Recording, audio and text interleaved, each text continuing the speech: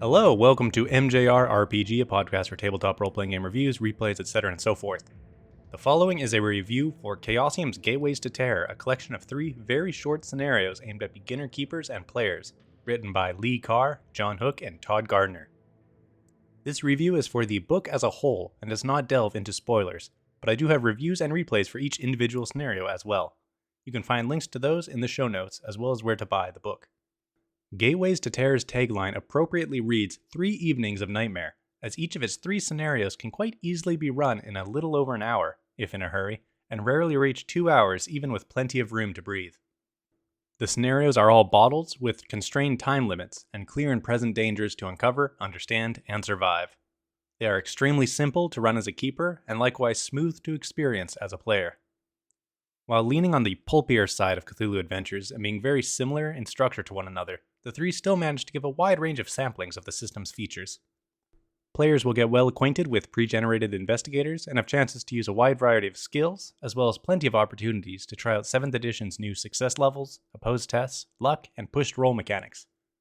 They also will get to experience 3 classic scenes, from delving into Egyptian tombs, poking through a dusty basement, and investigating a crime scene.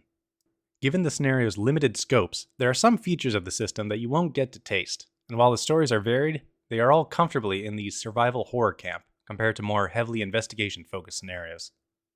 Not surprising given how little time they have to play out, but it would have been nice to have one scenario based solely on solving a mystery that didn't directly threaten the investigators' lives.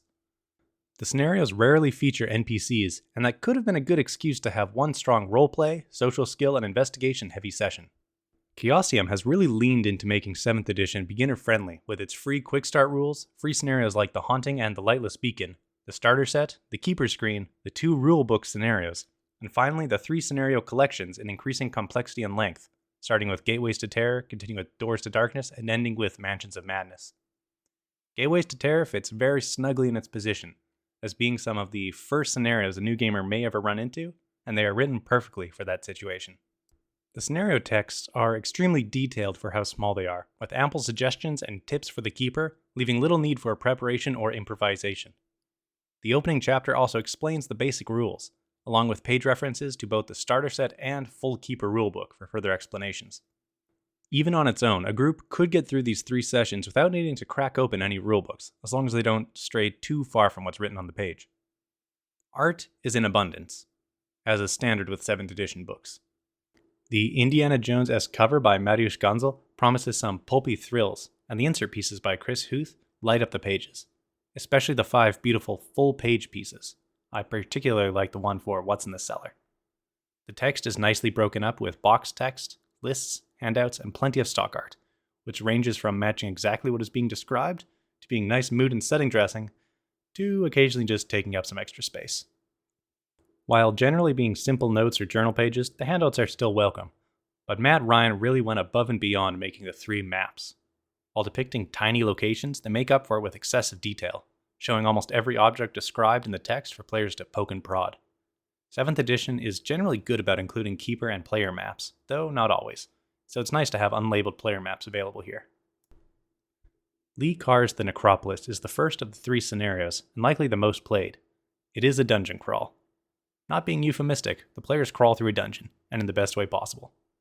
Even forced into a tiny space, the scenario still gives players a great deal of agency, and has a great buildup of tension to an action-packed conclusion. You can read or listen to my full review and replay as well. John Hook's What's in the Cellar is my favorite of the 3, though perhaps the least focused.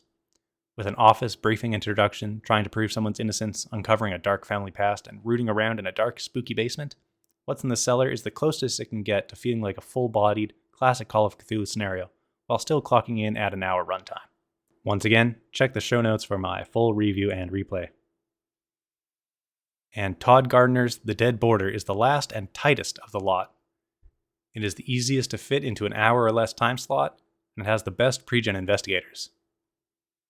With strong connections to the mystery, fleshed out traits and motivations, some of which conflict with the other investigators, any new player will find themselves plenty of role-playing hooks to sink their teeth into.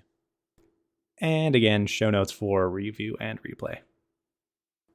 If you are new to Call of Cthulhu, or want to introduce new players to it in small bite-sized sessions, Gateways to Terror is one of the best ways to do so.